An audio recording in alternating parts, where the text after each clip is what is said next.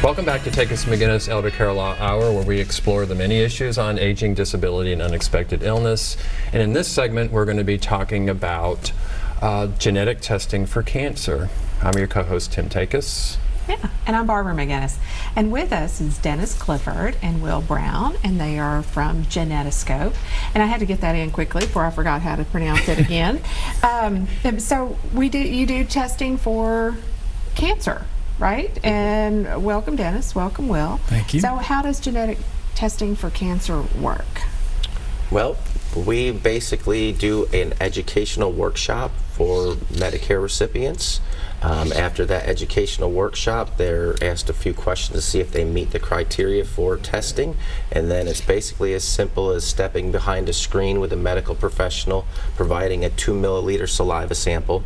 We then take that sample and we send it off to our triple certified CLIA lab, and we test 134 genes associated with cancer to see if they have any markers. Okay. And then those results are sent back to their doctor.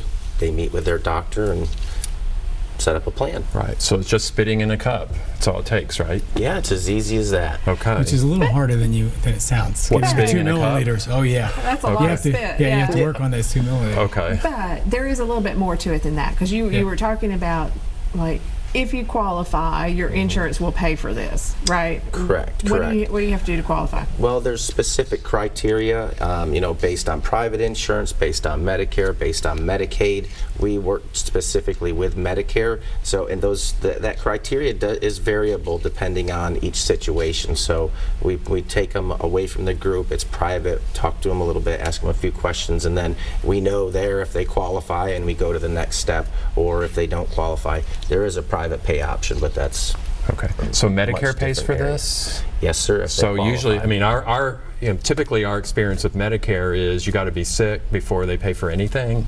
So they actually will pay for genetic testing? Yes, sir. Yeah. And here's something I want to clarify.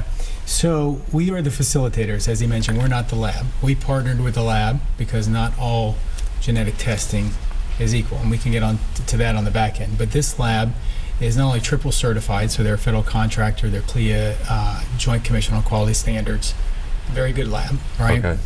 That's important. What I also like about the lab is that they are working as a change agent. So they're not a transactional lab, they're working to make access to this technology more readily available. So for example, on the Human Genome Project that took 10 years and billions of dollars to sequence one gene, now that can be done in about 14 days, right? So we know the technology is improving, but access, albeit is reduced from, the $1 million that Steve Jobs paid for a test similar to this, to now it's fairly accessible, but not to all. So that's why last year, around March of 2018, CMS said that this is one of the services that they would pay for. So they saw the value of the testing. Okay. Now, we're still not where every private carrier and everyone's going to pay for it. So there's some work going on behind the scenes of the valuable, CMS usually sets the standards, as you know, for this. For Medicare. Yeah, correct. And then everybody else follows suit. So we're at this emerging technologies and the usefulness of treating patients.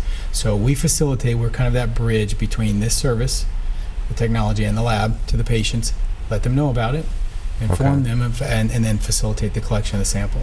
So that gives you a little more background, I hope. Right. And a lot of it has to be associated with cost. I mean, by 2030, we're projecting to have the cost of cancer treatment for Medicare recipients to triple.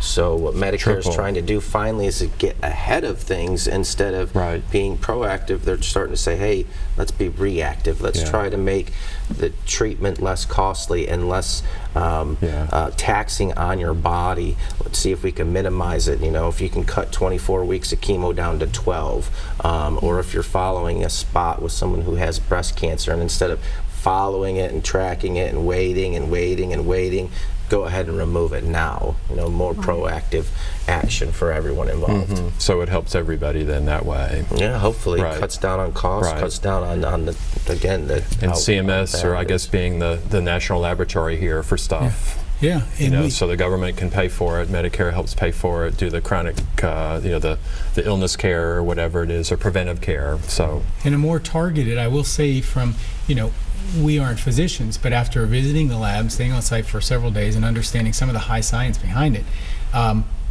the targeting of your treatments. Just by having this knowledge, there's different cancer or different chemotherapy drugs that can be used. When I understand better what's going on as a physician, they would say behind the scenes they can use, hey, you're going to react better to this drug. Right. And there's another part of the genetic testing that's pharmacogenetics, which is the same kind of thing. So we're going to target your treatment based on your DNA. Right. So it's a little bit about what our prior guest was talking about. Absolutely. How you convince someone that this is worthwhile to participate, right? Sure. Well, so what do you say? We're not really in. Our process isn't to convince somebody, but with it through our educational workshop that we do beforehand, hopefully it'll shed some light on them. And I've had, people that work in the senior industry say, well, maybe my people don't want to know.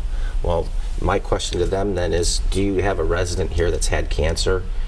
Go ask them if they knew 5 or 10 years before they got it and they went through that treatment process, if they had known that they could have made lifestyle changes, they could have minimized the effect that the disease was going to have on them, not only on themselves, but their family, their finances, everything. Ask them if 5 or 10 years ago, if they could have had a test that would have told them that, would they do it? And I'm betting 99% of them are going to say yes, and that kind of makes the light go on. But then the next thing you look at is, we're not only going to be helping the Medicare recipients that qualify for it, but we're also going to be helping their children, their grandchildren, even generations maybe that they won't even know. Right. So, because that's all part of the genetic part. Exactly. You need to know, okay, if you've got the gene, then maybe your grandson does too. And we know specific ones that get passed down, so that likelihood, we can say it's likely that that's going to be passed down to your daughter or your grandchildren. Right.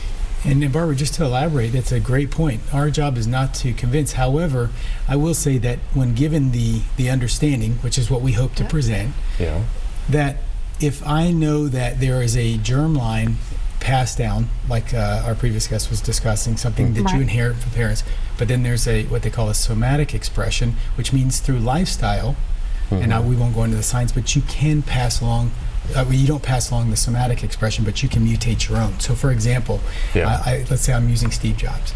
Let's say that he knows he has a passed down trait for pancreatic cancer.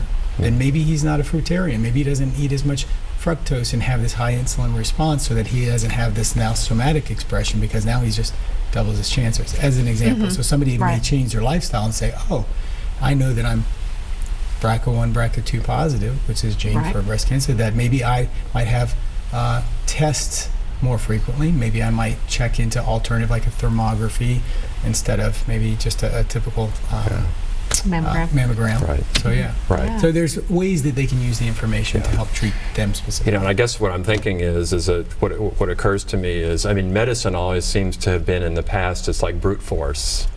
Let's just throw everything we can and hope that it works. But if we can get into the really into the pinpointing where that comes from, I agree. Then our treatments are much more refined. As you said, maybe it's somewhere down the road much less costly. And what Will touched on before is we now know, or we can now find out how someone will react better to certain medications, where instead of throwing the book at them and saying, okay, this is the one that's working the best, we can again be proactive and say, this certain genome or this certain strain of cancer or whatever is going to react better or worse to this medication. So let's switch gears a little bit about, okay, so let's say I do some genetic testing or whatever, and it comes back whatever result is. Now, does that affect my insurance? Is that a pre-existing condition? Is that something I have to worry about? You do not have to worry about it, because again, you're protected by a number of federal and state laws, HIPAA, the ADA, and then the GINA, which is the Genetic Information Non-Disclosure Act. So that's basically hitting exactly what we're doing here. So the results are sent to your doctor, they share them with the client, the patient, and then it's up to that patient to say, I want this to be public knowledge or in my health record, or to say, no, let's keep this between you and me, and let's make this plan for a healthier lifestyle. So it doesn't affect my insurance? It should not. Title I of GINA addresses that they cannot discriminate health insurance at all. That's handled by CMS and was passed over to Department of Labor. Title II of that, Gina, addresses discrimination in the workplace. You can't do that either, so they expand on that. So yes, this is an emerging area, and there's a lot of people that worry about this. But I would say this: we have things that track us in our everyday behavior, our phones, how we like to shop, eat. This is not going to affect you any differently. It can actually, let's focus on the good, is what I would say, of how this can affect you positively in your treatment, diagnosis, and lifestyle. You had mentioned that you could test for multiple types of cancer. Like, is it just a big panel profile for every spit cup, or are you looking for something particular based on my history? Well, our knowledge of your history is going to be minimal going into the testing. So, but we test 134 genes. But so there's a large amount. You're talking about, from breast cancer to colorectal cancer to prostate cancer, which are the biggest 3 genetic cancers that we know of. So, but we're running the gamut as much as we possibly can. Well, guess what? We're out of time. So we're going to put your contact information up. Great. Genetiscope, that's how people can get in touch with you.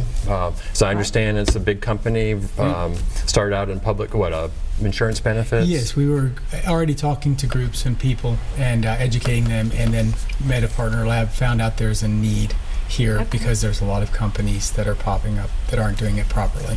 So, well, we really appreciate both of you being here. I think it's some fascinating information. Look for your educational seminars in communities around here. All right, so we'll be right back to wrap this up. Right.